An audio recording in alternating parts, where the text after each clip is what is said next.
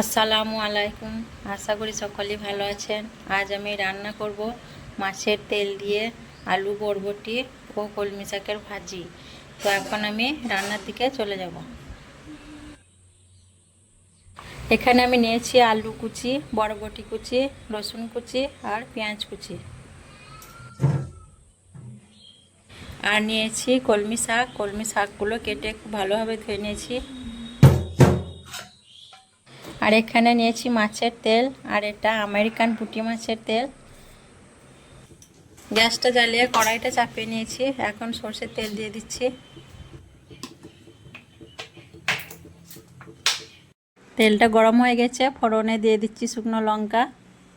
লঙ্কাটা একটু ভেজে নেওয়ার পর দিয়ে দেবো 1 চামচ 5 ফোড়ন।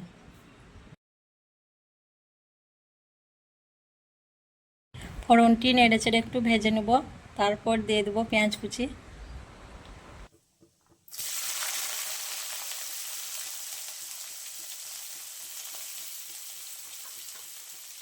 পেঁয়াজ কুচিটা দিয়ে দিলাম। এখন একটু নেড়ে চেড়ে পেঁয়াজটি লাল করে ভেজে নেব।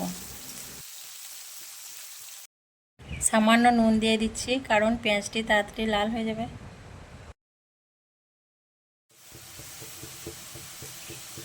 পেঁয়াজটি ভাজার পর দিয়ে দিচ্ছি রসুন কুচি। একটু নেড়ে চেড়ে দিয়ে দিচ্ছি বরবটি কাটাগুলো। বরবটিটা একটু আমি তেলে ভেজে নেব, খেতে ভালো লাগবে তার জন্য।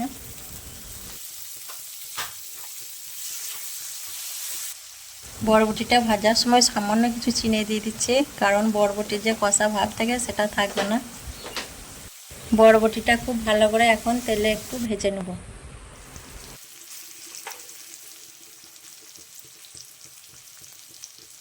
বরবটিটা ভালো করে ভেজে নেওয়ার পর মাছের তেলটা দিয়ে দিচ্ছি। মাছের তেলটাও খুব ভালো করে একটু ভেজে নেব। তেলটা ভালোভাবে ভেজে নেওয়ার পর দিয়ে দিচ্ছি কেটে রাখা আলুগুলো। আর আলুগুলো আমি খুব ছোট ছোট করে কেটেছি, যাতে তাড়াতাড়ি সেদ্ধ হয়ে যায়। হাফ চামচ নুন দিয়ে দিলাম। ছোট চামচে 1 চামচ হলুদ গুঁড়ো। ভালো করে নাড়াচাড়া করে আমি গ্যাসের ফ্লেমটা কমিয়ে ঢাকা রেখে আলুটা সেদ্ধ হতে দেব।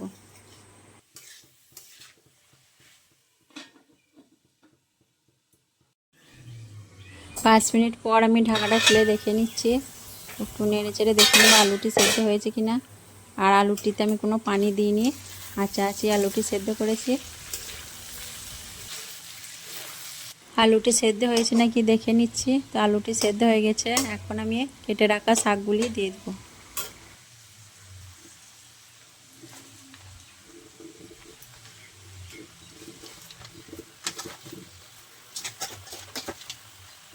শাকটি দেওয়ার পর আমি ভালোভাবে নাড়াচাড়া করে রান্না করে নিব। আর আমি এখন আর ঢেকে রাখবো না, শাকটি এমনি রান্না করব। শাকটি সেদ্ধ হতে বেশি টাইম লাগবে না। শাকটি ঢেকে দিয়ে রান্না করলে শাকের কালারটা ফ্যাকাশে হয়ে যাবে, সবুজ ভাবটা থাকবে না, আর শাকের পুষ্টিগুণটাও নষ্ট হয়ে যাবে। আর আমার ভিডিওগুলো যদি ভালো লাগে অবশ্যই লাইক কমেন্ট শেয়ার করবেন। আর আমার রান্নাগুলো কেমন লাগছে অবশ্যই আপনারা আমাকে কমেন্টে জানাবেন। আর যারা আমার ভিডিওগুলো দেখছেন তাদেরকে অসংখ্য ধন্যবাদ। আর যারা দেখেননি তাদেরকে অনুরোধ করব দেখার জন্য। শাকটি সেদ্ধ হওয়া অবধি আমি রান্নাটা করে নেব।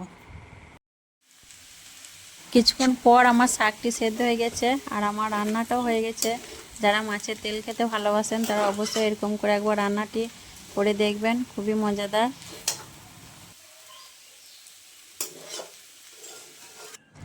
সকলেই ভালো থাকবেন, সুস্থ থাকবেন। আসবো আবার পরের ভিডিওয়। আসসালামু আলাইকুম।